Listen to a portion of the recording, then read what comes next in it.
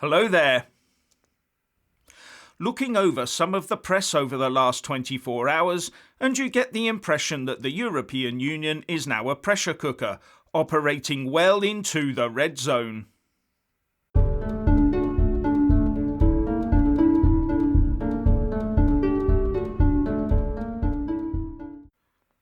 Firstly, please subscribe and like this video to give my channel a boost. And I'm always uploading new content, so please do check back daily. With two of its major net contributing countries feeling very hard done by, for many people it's becoming a question of when, not if, the EU and eurozone collapse under the strain. And the two EU 27 member states we're talking about being Italy and Ireland, of course.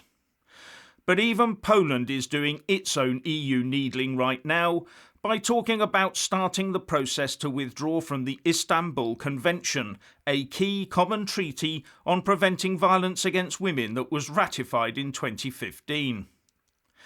And after all the pomp and ceremony surrounding the EU Council agreement on the next budget and the Coronavirus Recovery Fund, it's become clear that many in Ireland have not been fooled by the way their country has been well and truly stitched up. Not just by the European Union, but also by their own government. Writing in the Irish Mirror, Pat Flanagan takes the EU and its own government to task over the whole thing by saying, "Did you hear about the guy who gave away 16 billion euros and got 1.5 billion euros in return and thinks he struck the deal of the century? His name is Michael Martin, and the curse of Fianna Fáil has struck again. 10 years ago, this party saddled the Irish public with 40% of the EU's bank debt, and it now looks as though it's back to the future because they've screwed us again.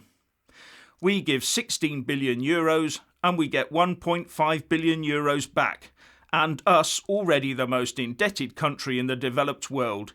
Is this some kind of Irish joke?"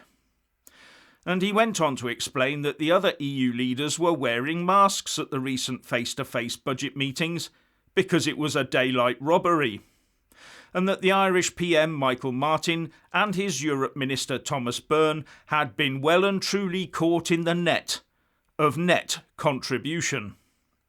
As I explained in a recent video, poor old Ireland will now be the EU's fifth largest contributor and second on the list in terms of contributions per capita. The way Martin returned to Ireland, you'd think he'd won the lotto instead of losing our shirts at the gambling tables, writes Flanagan. And he also points out that the amount they're getting from the EU in return won't even pay off their €2 billion job retention scheme. But the Irish people will be helping to pay off those pandemic costs of the other EU 27 member states, or more probably, the huge travel and wine bills for the EU commissars and Eurocrats. And this agreement by the Irish government has got 7 years to run. Could be interesting for those supporting Irexit.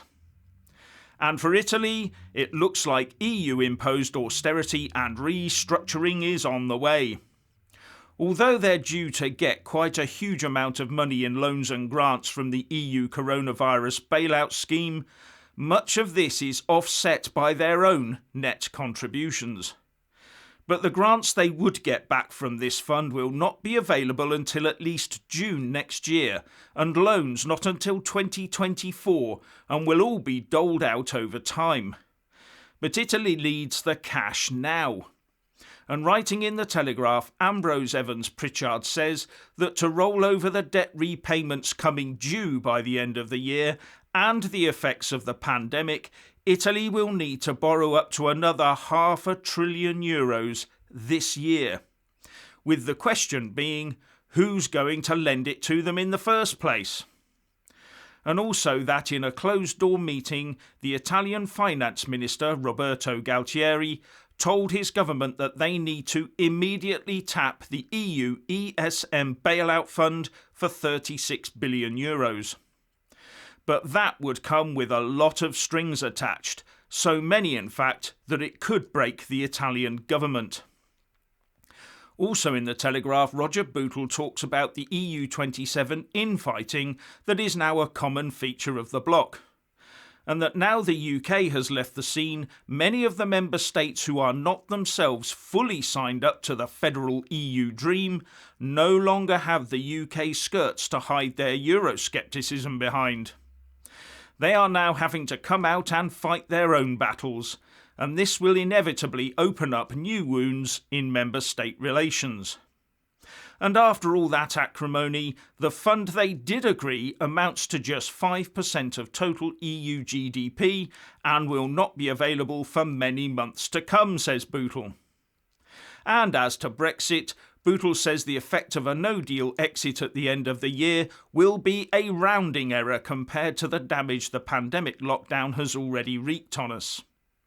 And in The Sun, Trevor Kavanagh says, even die-hard Remainers will have winced last week as squabbling EU chiefs hailed their latest scam to save the euro as a victory. And he goes on to say, their €750 billion COVID bailout is both too big for the half-dozen states who will actually foot the bill and too small for the basket case Club Med members clinging to its teat.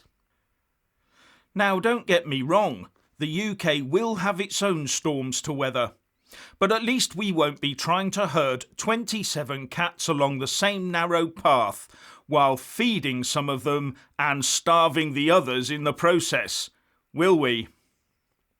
Anyway, if you want to hear more from me, please don't forget to subscribe and also press that little bell, or you won't get any notifications.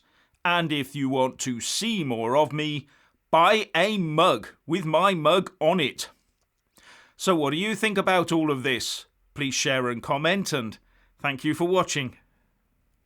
Please do like and share this video, and also subscribe to my channel. And when subscribing, please do remember to press on the little bell next to the subscribe button. That way you'll get an alert every single time I put up a new video. And thank you very much for watching.